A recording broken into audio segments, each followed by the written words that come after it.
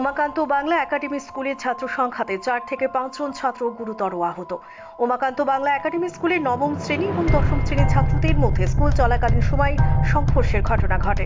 বাইরের ঘটনাকে কেন্দ্র করে সংঘর্ষ হয়েছে বলে খবর। এক্ষেত্রে বহিরাগত কিছু ছেলে অভিযুক্তের হয়ে স্কুল চত্বরে উত্তেজনা ছড়ায়। এই সংঘর্ষে 4 থেকে 5 জন ছাত্র গুরুতর আহত।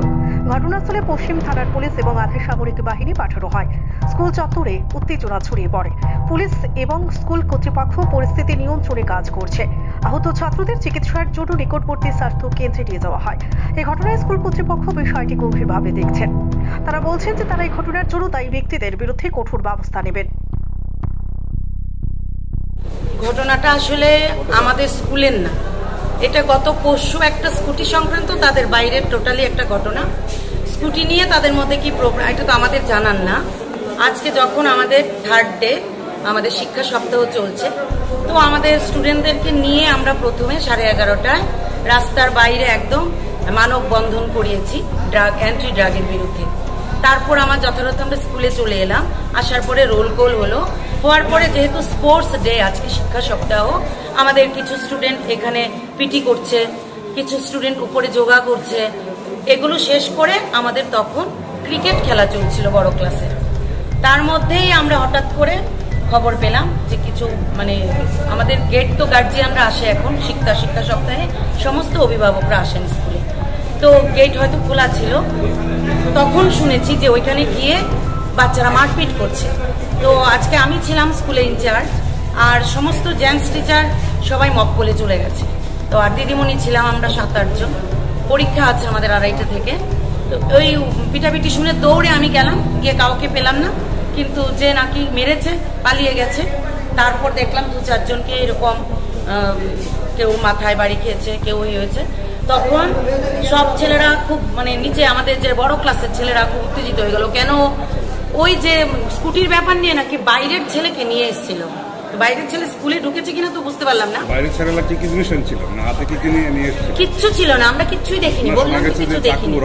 না না না না, এগুলো কিচ্ছুই দেখিনি। রক্ত তো বেরিয়েছে, রক্ত বেরিয়েছে, চাকুন না। আপনি দেখুন, ও হাঁটুটা ছুলেছে, ও নিজেই বলবে ঘষা খেয়েছে, ও পড়ে গেছে। রড নাকি আনা হয়েছে? না না, রড আনা হয়েছে, আমরা দেখিনি কিছু। বলবো এরকম একটা স্কুলে, বনিদি স্কুলে এরকম অবস্থা এর আগেও তো কিন্তু ঘটনা ঘটেছে।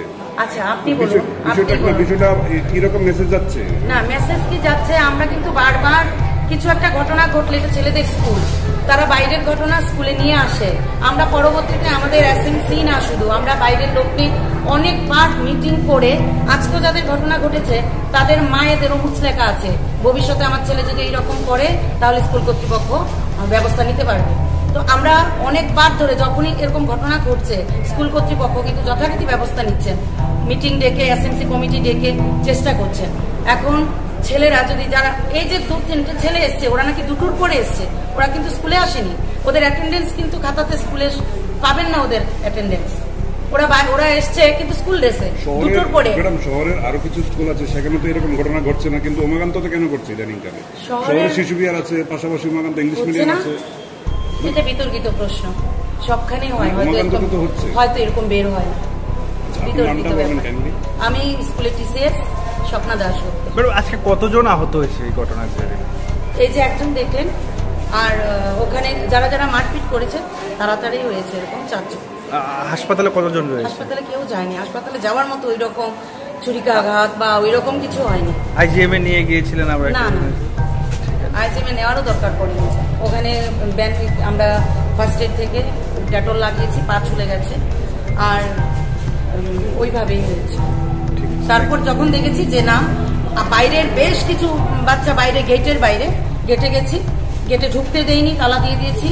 তখন আমরা স্কুলের স্টুডেন্টদেরকে ছাড়িনি, কারণ আমাদের 9 পর্যন্ত পরীক্ষা হলেও আমাদের বাকি যারা, তারা আপনার 10, 11, 12 শুধুমাত্র শিক্ষা সপ্তাহের জন্য আসছে। বাইরে বেরোতে দেইনি কেন? বাইরে অনেক আউট ছেলে ছিল, আউট মানুষ ছিল। একজন স্টুডেন্ট আসলো ওর গার্জিয়ান নিয়ে, ও গার্জিয়ান বলছে যে আমার ছেলেকে সিটি স্ক্যানের জন্য হাসপাতাল থেকে জীবিত রেফার করা হয়েছে। ওটা তো আমি এখন শুনলাম, আমাদের সঙ্গে যোগাযোগ করেনি। যোগাযোগ করলে আমরা নিজেরাই নিয়ে যেতাম, ওনাকে নিতে হতো না। ও তো আমাদের কাছে এসে বলেনি, বললে আমরাই নিয়ে যেতাম। এখানে গার্জিয়ান কেন নেবে? স্কুল তো আগে ব্যবস্থা, এখানে বসেছিল ছেলেটা, এখন এসে বসেছে, আমাদের কাছে তো আগে সে আসেনি।